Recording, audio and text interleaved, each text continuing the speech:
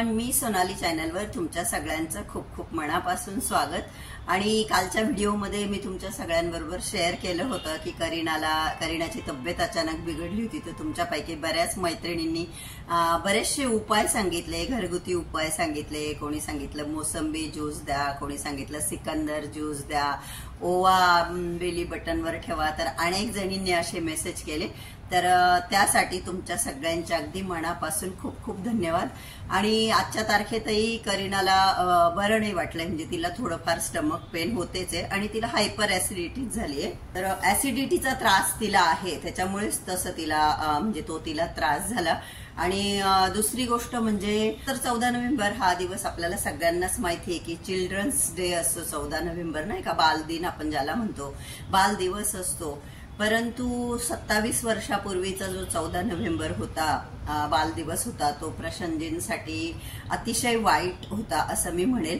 तर माझ्या लाईफचा बराचसा पार्ट मी माझ्या व्हिडिओद्वारे तुमच्या सगळ्यांबरोबर शेअर केलेला आहे। परंतु आपल्याबरोबर अनेक नवीन लोक जोडत असतात, तर त्यांच्या माहितीसाठी म्हणून सांगते की तुम्हाला सगळ्यांना कल्पना आहेच की माझं सोनाली नाव जे आहे ते प्रशांतजींच्या पहिल्या मिसेस सोनाली ताई यांचं नाव मला देण्यात आलंय। तर जसं प्रशांतजींना पहिल्या मिसेस होत्या तसं पहिले प्रशांतजींना मुलगी होती। मागे मी कदाचित ही गोष्ट शेअरही केली असेल तुमच्या बरोबर, पण ज्यांना माहित नाही त्यांच्यासाठी सांगते की हो, मुलगी पण होती। ती 2.5 वर्षाची असताना 14 नोव्हेंबर चिल्ड्रन्स डे होता त्या दिवशी, आणि त्या पण दिवशी लक्ष्मीपूजन होतं। त्या दिवशी ती एक्सपायर झाली। तर एवढा लहान जीव, आणि ती एक्सपायर का झाली तर शेवटपर्यंत कधी कधी असं होतं बघा, बऱ्याचदा आपण बघतो की एखादी व्यक्तीचं दुःखद निधन होतं, एक्सपायर होते, पण शेवटपर्यंत त्या व्यक्तीला काय आजार होता त्याचा उलगडाच होत नाही। तसंच काही प्रशांतजींच्या मुलीच्या बाबतीत, म्हणजे माझी पण मुलगी आली ती, तर आमच्या पहिल्या मुलीच्या बाबतीत असंही मी म्हणू शकते। तर तिचंही पेट नेम जे घरी आपण लाडाने म्हणतो ते टीना होतं, तर तिला पण सगळे टीनू टीनू म्हणायचे।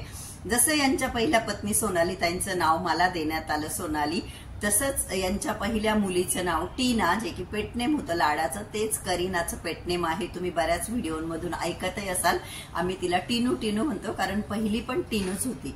तर टीनू 2.5 वर्षाची असताना तिला देवाज्ञा झाली, आणि त्याचं कारण शेवटपर्यंत कळूच शकलं नाही की नेमकं तिला प्रॉब्लेम काय होता। थोडक्यात म्हणजे जेनेटिक प्रॉब्लेम होता, कारण प्रशांतजींची वाईफ सोनाली ताई ह्या प्रशांतजींच्या सख्या मामे बहीण होत्या, मामाची मुलगी होती। आणि मग ते असतं ना, नात्यामध्ये लग्न झाल्यानंतर मग असं कुणाकुणाच्या मुलांना इश्यू होतात, तसंच काही टीनाला होता। तर जेनेटिक प्रॉब्लेम होता तिला, पण खूप लास्ट पर्यंत कळलंच नाही नेमकं तिला काय झालं। तर 27 वर्षापूर्वीचा जो चिल्ड्रन्स डे होता त्या दिवशी लक्ष्मीपूजन होतं। आणि मी जसं सांगितलंय बघा की आमचं नवीन लग्न झालं तेव्हा सुरुवातीचे काही दिवस प्रशांतजी मला त्यांचा जो पहिलं लग्न काळातला पिरियड, पहिलं मॅरेज लाईफ 5-5.5 वर्ष जे त्यांनी सोनाली ताईंबरोबर काढले होते, त्या सगळ्या गोष्टी ते मला सांगायचे, इमोशनल होऊन जायचे, साहजिक होतं, खूप रडायचे। आणि ते ऐकताना मला सुद्धा खूप रडू यायचं की परमेश्वर एखाद्याच्या वाट्याला एवढं दुःख कसं देऊ शकतो। तर प्रत्येक वर्षी जेव्हा 14 नोव्हेंबर येतो त्या दिवशी प्रशांतजींना शेवटी त्यांचा पोटचा गोळा होता, त्यांना टीनूची आठवण येते, ते रडतात। काल सुद्धा सेम ते रडले, मला त्यांनी कॉल केला तेव्हा माझ्याशी बोलतानाही ते रडले। दरवर्षी त्यांना रडू येतं। त्यांना हेही माहितीये की म्हणजे आता ह्या गोष्टी आपल्याला सगळ्यांना माहितीये की आत्मा हा अमर असतो, त्या आत्म्याला लगेच शरीर मिळतं, परंतु शेवटी असतं ना त्या। तर आता मी तर त्यांना शांत करण्यासाठी म्हणजे हेच सांगते की परमेश्वराने ही काही टीनू पाठवली, तीच टीनू आहे ही, असं। आणि तेही कुठेतरी त्यांनाही पटतं, पण मग शेवटी बाप आहे नाही का। काल त्यांनी काय केलं मग तेही मी तुमच्या बरोबर इथे या व्हिडिओमध्ये शेअर करेन। तर हैदराबादच्या साईटवर जी लेबर लोक कामाला येतात, बरीचशी त्यांच्या साईटवर 1000च्या आसपास लेबर रोज काम करतात, तर बरेचसे लहान लहान मुलं असतात। मग प्रशांतजींनी काल काही केळी घेतल्या, सगळ्या मुलांना एकत्र केलं, सगळ्या मुलांना त्या केळी वाटल्या, आणि त्यांनी बहुत थोडा लहान मुलांबरोबर टाइम स्पेंड केला।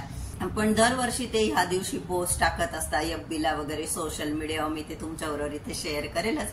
खूप भावनाप्रधान असे वाक्य त्यात लिहिलेले असतात। ज्या लोकांना ह्या दुःखातून जावं लागतं, म्हणजे हे दुःख असं आहे की याचं शब्दात वर्णन नाही करू शकत, आणि मला तर म्हणजे अशी मी कल्पनाच करत नाही। म्हणून जेव्हा मला प्रशांतजी सांगायची मी खूप रडायची, कारण आपण बघा ना, आपल्या मुलाला साधी ठेस लागली तरी आपल्याला किती त्रास होतो नाही का। थोडंसं काही लागलं, थोडंसं रक्त निघालं, काही पिन टोचली तरी आपल्याला किती असं भीती वाटते. आता करीनाला समजा पोट दुखतंय तरी मला असं वाटतं बाई ग माझ्या लेकराला त्रास होतोय, माझ्या लेकराला त्रास होतोय. तेव्हा ज्या कोणा लोकांना या दुःखातून जावं लागत असेल, म्हणजे खरंच खूप दुर्दैवी आहे ही गोष्ट. ऍक्च्युली कोणाच्याच बाबतीत असं व्हायला नको. मी तर परमेश्वराला हीच प्रार्थना करते की एवढं मोठं दुःख कोणाच्याच वाटायला नको. पण आपण किती म्हटलं तरी शेवटी काय त्याचं म्हणजे त्या व्यक्तीला तेवढंच आयुष्य दिलेलं असतं. जसं आमच्या कुटुंबात मागेही खूप सुंदर, खूप गोड 7 वर्षाचं बाळ, माझ्या दीर जाऊचा मुलगा, तोही वारला. मी तुमच्याबरोबर पोस्ट शेअर केली होती कम्युनिटीला. टीना ही 2.5 वर्षाची होती आणि ती एकाएकी आजारी पडली. बरेच दिवस ती हॉस्पिटलमध्ये होती आणि ज्या वेळेस टीनू एक्सपायर झाली त्यावेळेस सोनाली ताईंचं वय फक्त 21 वर्ष होतं. म्हणजे मला असं वाटतं की बापरे, 21व्या वर्षी एखादी स्त्री, एखादी आई, म्हणजे तिचं मूल जाणं, तो म्हणजे, किंवा प्रशांतजींचं वय 23-24 असेल त्यावेळेस. फक्त त्यांच्या दोघांमध्ये 2-3 वर्षाचा गॅप होता. म्हणजे 25च्या आतमध्ये दोघांचं वय होतं आणि त्यांच्या पोटचा गोळा, आणि ती वारली. तर ते प्रचंड दुःख, प्रचंड बापरे, म्हणजे कल्पनाच करवत नाही. तर तो दिवस कालच मी प्रशांतजींशी बोलता बोलता म्हटले, आणि सेम बघा, म्हणजे ते त्यांच्या काळातलं ते लक्ष्मीपूजन किंवा 14 नोव्हेंबर हा दिवस प्रत्येक वेळेस त्यांना त्या सगळ्या आठवणी करून देतात. खूप ते जे काही सांगता की शेवटपर्यंत ती जगण्यासाठी धडपडत होती. शेवटी तर त्यांनी ICU मध्ये ते बाबा वगैरे कोणीतरी नेले, की शेवटी जेव्हा दिसतं की ही व्यक्ती हातातून जाते, माणूस विश्वास नसताना अंधश्रद्धेकडे सुद्धा वळतो की कुठून ना कुठून मी ह्या जीवाला कसं वाचवू शकतो. खूप असं प्रशांतजी जेव्हा आज जरी ते सांगायला लागले त्या गोष्टी, तर ऐकवत नाही, इतकं भयानक आहे ते. तर दरवर्षी 14 नोव्हेंबर आला की ते इमोशनल होतात आणि टीनूसाठी रडतात. 3 वर्षापूर्वीचा 14 नोव्हेंबर तो सुद्धा आमच्यासाठी चांगला नव्हता असं मी म्हणेल. 3 वर्षापूर्वीचा जो 14 नोव्हेंबर होता त्या पण दिवशी सेम लक्ष्मीपूजन होतं आणि बालदिन होता, आणि त्या दिवशी प्रशांतजींना अटॅक आला होता सकाळी 10:30-11च्या सुमारास. परमेश्वराची कृपा म्हणेल मी, स्वामी समर्थांची कृपा म्हणेल की डॉक्टर सुद्धा विशेष मानत होते की त्यांना अटॅक आला होता आणि ते त्यांच्या लक्षातच नाही. ECG काढल्यानंतर डॉक्टरांनी सांगितलं की आत्ता यांना अटॅक आलेला आहे आणि त्यांना हॉस्पिटलमध्ये नेलं. आणि ते पण मी तुमच्याबरोबर शेअर केलंय. प्रशांतजींची एन्जिओप्लास्टी वगैरे झालीये. आणि या वेळेचा हा 14 नोव्हेंबर करीना आजारी झाली, तर ते कुठंतरी असं वाटायला लागलं आता आम्हाला की हा 14 नोव्हेंबर हा दिवस, बालदिन, हा एवढा छान दिवस आहे ऍक्च्युली, पण तो आम्हाला असं कुठेतरी काहीतरी कडू आठवणी देतो असंच म्हणावं लागेल. कारण मुलं, आपण काय म्हणतो, मुलं ही देवाघरची फुलं. कुठल्याही घर, मुलांपासून ते घर जिवंत वाटतं. आता मुलं बघा, सुट्ट्यांमध्ये जर मामा मावशांच्या गावाला गेले, माझे कधी गेले नाही, मी कधी मुलांपासून दूर राहू शकत नव्हते, म्हणून मी शक्यतो मी स्वतःही कधी विशेष माहेरी गेली नाही आणि मुलांना ठेवायचा तर काही प्रश्नच येत नाही. पण बऱ्याच ठिकाणी मुलं जातात सुट्ट्यांमध्ये, आजोळी जातात, आईच्या माहेरी किंवा वडिलांच्या आई वडिलांकडे जातात.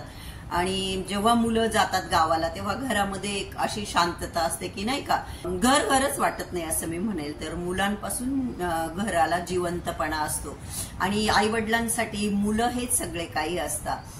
जोपर्यंत कुठली स्त्री आई बनत नाही किंवा कुठलाही पुरुष बाप बनत नाही तोपर्यंत आपण आपल्या आपल्या जीवनामध्ये व्यस्त असतो. असं म्हणत नाही, आपल्याला एवढं काही सिरियसनेस नसतो, खायचं प्यायचं मजा करायची, लग्न होईपर्यंत तसंच असतं, कुठल्या गोष्टीचं गांभीर्य नसतं.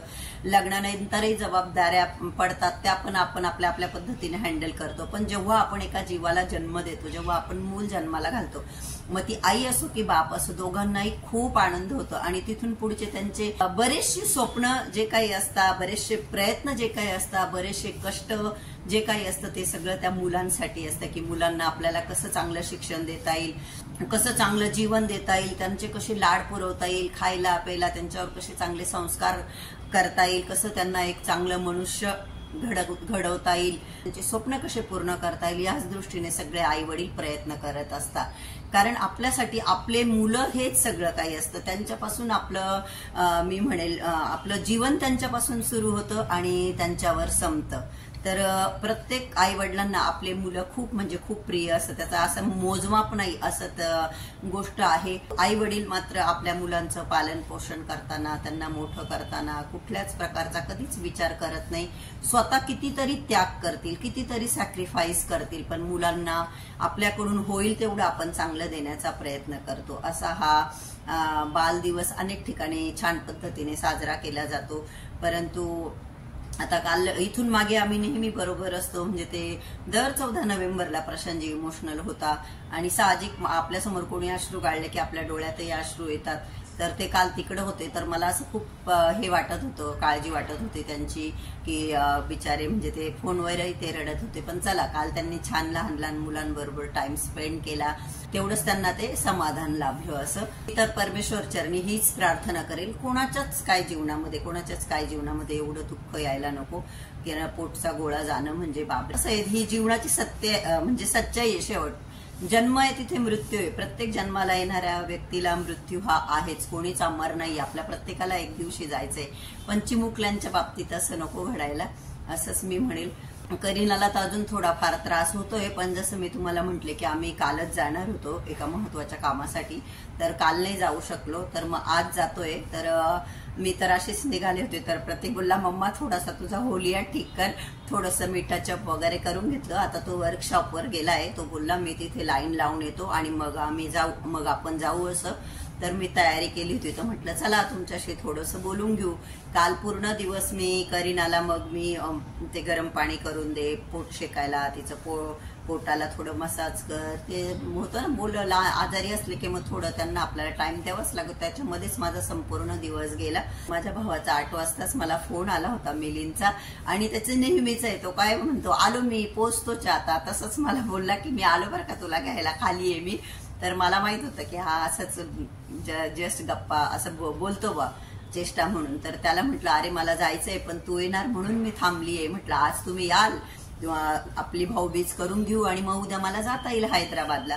पण तो बोलला त्यांचे जरा शेतातले महत्वाचे कामं चालू आहे, आणि तो बोलला की मला यायचंच होतं म्हणे आज, पण जरा 1-2 महत्वाचे कामं असल्यामुळे माझं थोडं लेट होतंय. पण म्हटलं अरे मग तू कधी येशील, मला म्हणजे तसा निर्णय घ्यायला. मग तो बोलला मी तुला संध्याकाळपर्यंत सांगतो. आता उद्या 16 तारीख आहे, आज प्रतीक करीनाची भाऊबीज होऊन जाईल. अजून तर तिने आंघोळ वगैरे केली नाही, रेडी झाली नाही. तिला म्हटलं तुझ्या हिशोबाने तू रेडी हो, आम्ही जाऊन येतो तोपर्यंत बाहेर. करीनाला 20 तारखेला कॉलेज आहे डायरेक्ट, तर ती 18ला जाण्याचा विचार करते. मग ती मला सांगते की मम्मा तू 17ला जा. तर बघू, उद्या किंवा परवा मी हैदराबादला माझा जाण्याचा विचार आहे, कारण 8-10 दिवस तिथे राहून परत एका महत्वाच्या कामासाठी मला इथे यायचंय. तर हे आता असंच चालू राहणार माझं. हेच सगळं होतं आजचा अपडेट, विशेष काही नाही. तर बघू आता मी 16ला जाते की 17ला जाते, ते तुमच्याशी तर मी प्रत्येक गोष्ट जशी शेअर करते ती शेअर करेलच. तर चला आता आम्ही एकदा जाऊन येतो. आय होप की तुमची सगळ्यांची भाऊबीज खूप आनंदाची, सुखसमाधानाची जावो. एक बहीण म्हणून परमेश्वर चरणी हीच प्रार्थना आहे. माझा भाऊ काय, जगातले सगळे भाऊ बहीण आज आनंदाने त्यांची भाऊबीज साजरी करो. त्यांच्यामधलं जे प्रेम आहे ते शेवटपर्यंत टिकून राहो, हीच परमेश्वर चरणी प्रार्थना.